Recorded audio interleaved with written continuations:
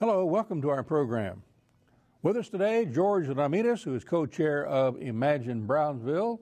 In particular, George is here to discuss with you and I something similar to the River Vega project in Laredo, between Laredo and Nuevo Laredo, and that is what the city of Brownsville hopes to do in the very near future, ojalá, and try and get people to focus back toward the Rio Grande River between your sister city, Matamoros, Tamaulipas, Mexico, and Brownsville, Texas, USA, and try to engage the river, the Rio Grande, the former Rio Bravo, and make it Rio Bravo one more time.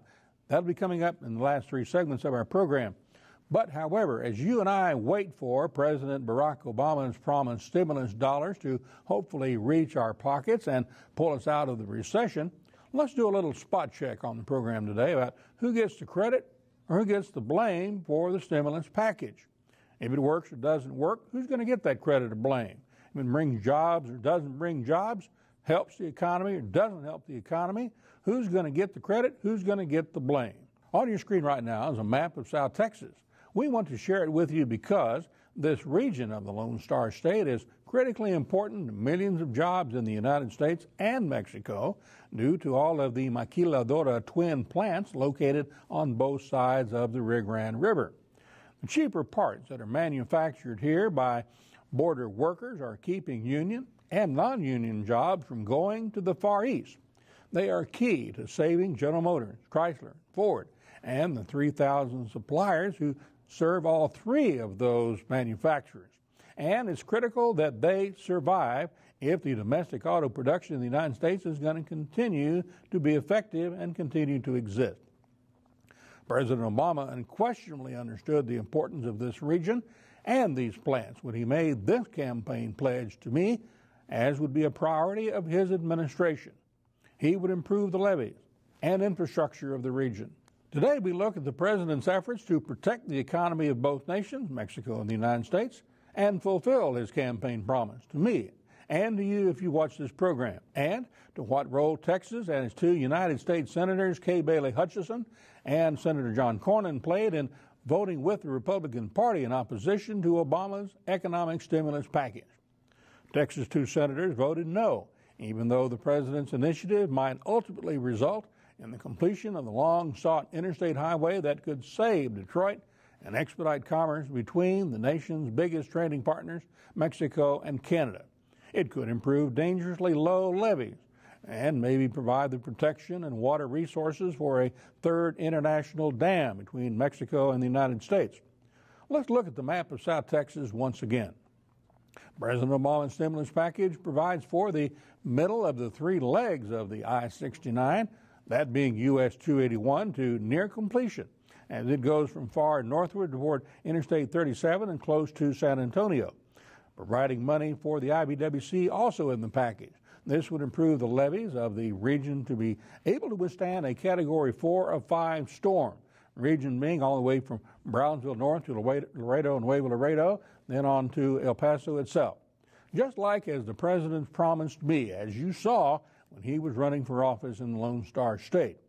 The only thing not certain is whether or not there are adequate International Boundary and Water Commission, IBWC, funds to begin work on a new third international dam west of Laredo that would protect the bridges at Laredo and import and export commerce from hurricane flood waters which would come when and if one strikes this region. This, as you know, could shut down and or destroy maquiladora plants and the various economies that they support in Mexico and the United States for months. We'll have to wait and see who gets credit, who gets blame. Senator John Cornyn was criticized for missing a key vote on the stimulus package, even though Senator Cornyn appeared on Fox News Sunday, where Cornyn quoted FDR's New Deal secretary as having said, "We tried spending and it did not work." Cornyn continued in his appearance on Fox News, "I don't know if we have any confidence, I certainly don't, that this will work. Now to spend a lot of money we don't have for things we don't need." Cornyn's critics point out that if President Obama's stimulus package provides jobs in South Texas and builds at long last the I-69 interstate highway, secures dangerous flood control levees, and maybe builds that badly needed and long unbuilt dam near Laredo. His comments could be those that may come back to haunt Senator John Cornyn in the future. On the phone, Sam Freeman, who is a professor of political science at University of Texas Pan Am.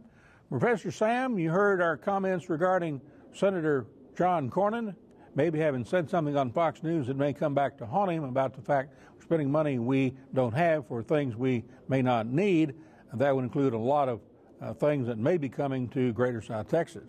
Your reaction? I find that very interesting, coming from a senator who voted consistently for the highest budget deficits the nation had ever incurred, who seemed to have no any kind of fiscal strain or fiscal responsibility over the past 8 years. Do you think both Senators Cornyn and Hutchison what are they trying to do as it relates to their political future? She wanting to run for governor, him needing to run for election in 6 long years from now. Are they playing on the aspect of the fact that the stimulus package may not work in both their cases?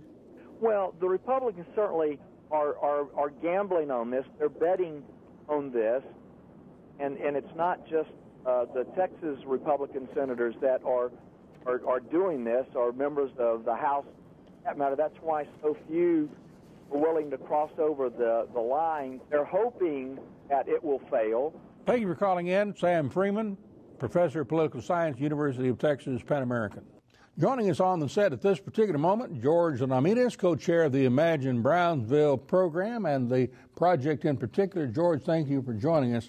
The reason George has come before us here at our round table is to talk about the revitalization of downtown Brownsville and the entire community, but especially we're going to focus on that focuses on the Rio Grande River, which sits right in the middle between Matamoros, Mexico, Tamaulipas, and also between Brownsville, Texas, USA. Both cities started in particular because of the river.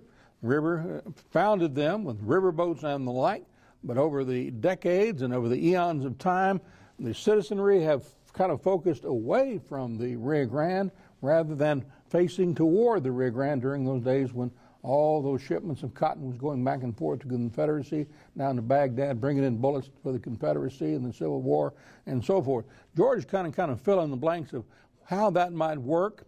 We are going to kind of run a little snippet now of what President Barack Obama said in his very first press conference. Let's play now what Barack Obama said at his first press conference. More than 90% of the jobs created by this plan will be in the private sector.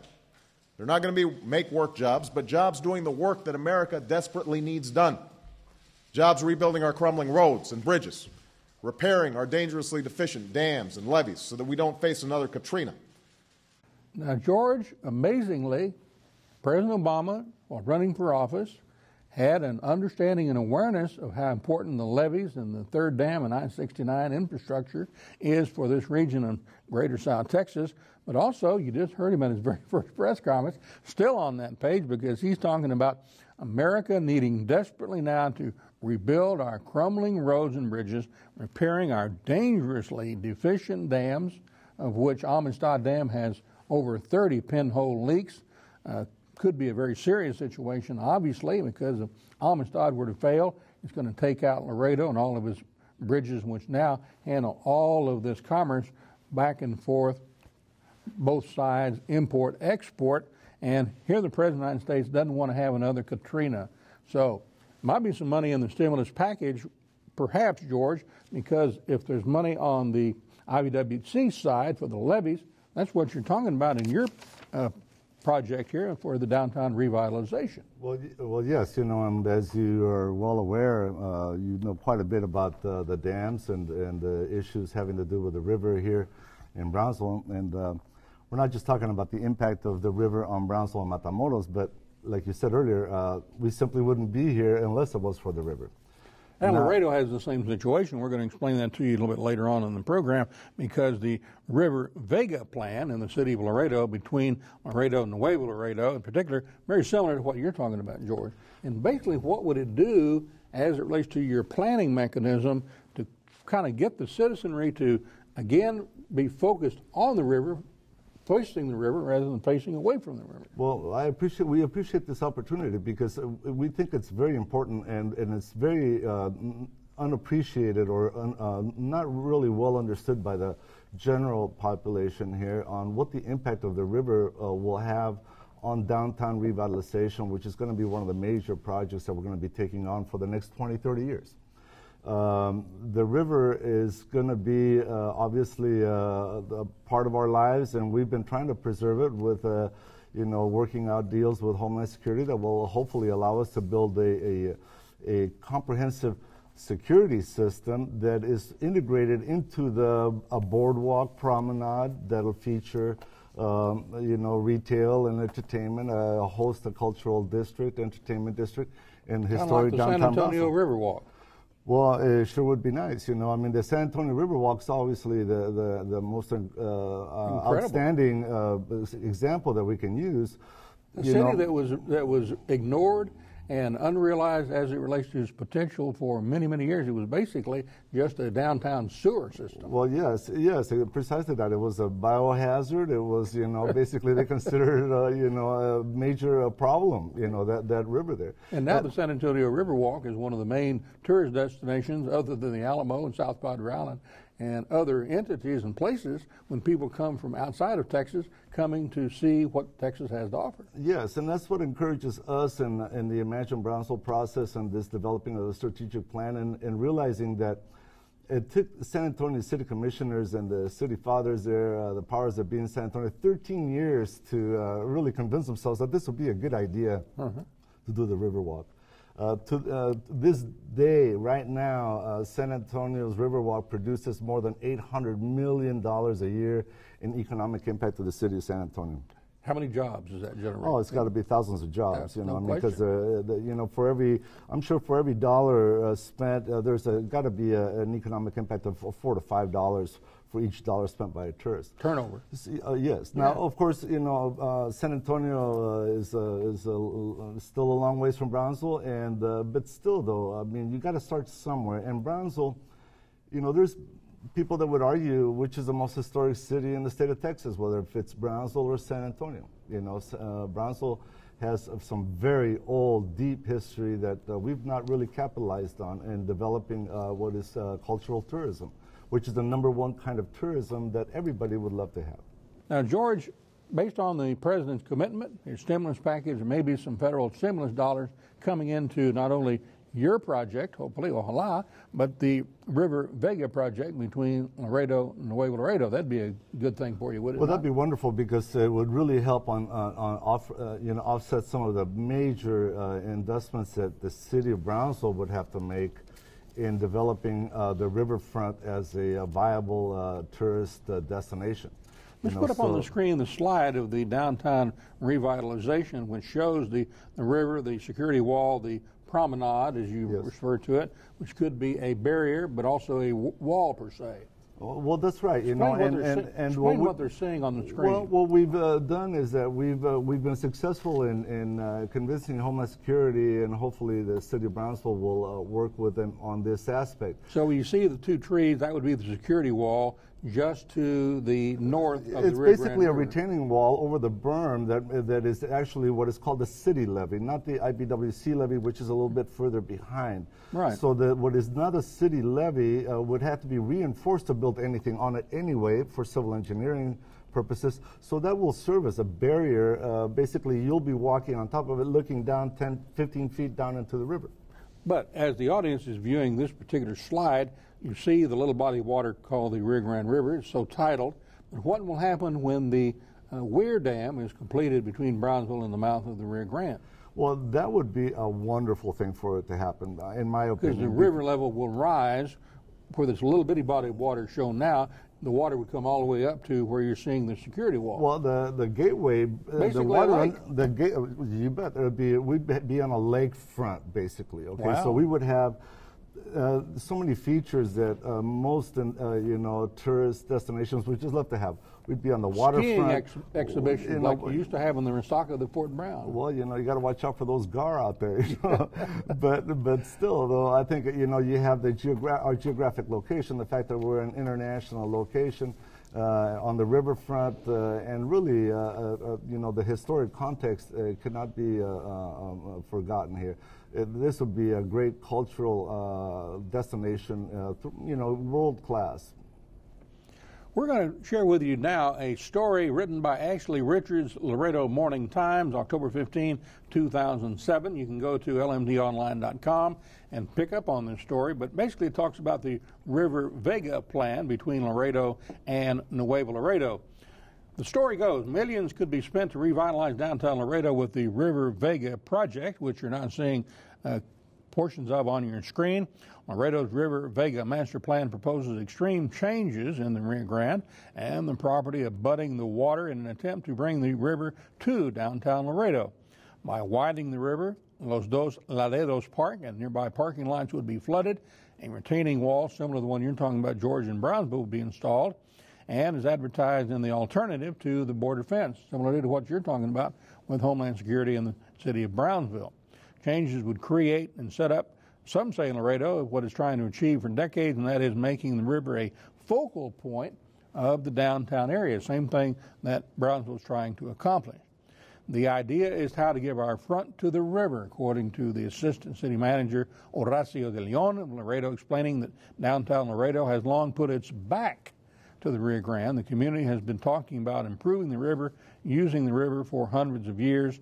Same thing like the city of San Antonio, the Riverwalk, having all kinds of eateries, restaurants, nightclubs, performing elements of various kinds or another, entertainment, all kinds of things. Now, the only time a tourist ever sees the Rio Grande in Laredo, igualmente in Matamoros, Reynosa, is when you're walking over it or driving over it. The only time you see the Rio Grande anymore. So with this project in Laredo, project here in Brownsville, Matamoros, would make it a focal point of the downtown region and revitalize the downtown region. The Mr. Connor, who is an architect and engineer, civil engineer, has said that there's also federal programs that they're looking to, same as yours, Homeland Security and others, maybe the President Obama stimulus package to come up with some of those dollars. So it may happen sooner rather than later. You know, I believe that it may. I'm hopeful that it may. If you recall when President Obama, when you interviewed him while he was still a candidate, he visited Brownsville twice. And I know that one of them was for a big political rally. Another time he came to talk to a group there at the university. But he spent all day traveling up and down the levees and up on the berms there and all of that. So there's no doubt about it. He knows exactly what's at stake here, where we live, and the issues that we have to deal with, and especially those having to deal with the river. So you would like to believe that he's there in the White House today looking over those notes that he took when he was on the river levees in your city. I would, but as we all know, there's huge priorities on his list, I mean, and unless, of course, and God forbid. You just saw what he said in his first press conference. Yes, He's talking about defective levees and deficient dams right there on his press conference. So, well, it's been many, many years since there's been any money invested into the IBWC system, and it's sorely needed. Show us some of the visuals that you provided to us, George, about what's all involved with what exists currently and where you want to take your downtown revitalization as it relates to the Rio Grande riverfront between your city and Matamoros. Well, like you mentioned earlier, I think it was an important note that made by the people in Laredo that it's good to turn into the river, really face the river. And what is the audience seeing on the camera? Well, the river, screen, right? You see this old aerial probably taken in the late 30s that it shows you how massive the river really is. Back before it still had a lot of water, yes. Yeah, before all the dams were built. Well, hopefully we'll build the Brownsville Weir, which will really bring back that depth and that width of the river from berm to berm. It's going to be quite wide. So it'll make it a lake again, in effect. Well, yes, it would, and it'll be right in downtown Brownsville. The water underneath the Gateway Bridge, to give somebody an idea, would be 28 foot deep, so as opposed to the 4 or 5 foot deep that it is now. So not deep enough for rainbow trout, though. Just for a few gar and nutrients, probably, But this is going to be an important part of it because, as you see, we go from this old aerial. Downtown revitalization photograph. What are they seeing here? Well, what they're seeing there on the lower right side, you'll see a star-shaped design there, and that is actually Fort Brown. That is the original Fort Brown. There's nothing more historic. This is the oldest fort in Texas. And so we're hoping to, if we get an opportunity to rebuild the fort and make it actually a tourist attraction. On the left, you'll see the revitalization of downtown and the cultural entertainment district part of it. And the last slide showing the Banco district is very multicolored. That's going to be where some of the entertainment venues, some of the restaurants and so forth. Well, actually, that is actually a residential area, professional offices. It'll be as you can see, it's surrounded by a resaca that goes all the way around. Maybe a little bit of a boat ride there, and all along the riverfront there, a promenade that you could actually convert into a bike trail and be a really wonderful place for tourists and residents alike to come visit. So with a lot of good work and some investment on the federal government side, state government side, maybe private investor side, then this could be a reality, a San Antonio Riverwalk type of situation, not only in Brownsville, Matamoros, but in also Laredo, Nuevo Laredo. Fantastic. Thank you, George. Thank you very much for having me, with us. Thank you. For more, go to ronwhitlock.com for follow-up views of this particular program 24 hours a day, 7 days a week. Till next time, adios.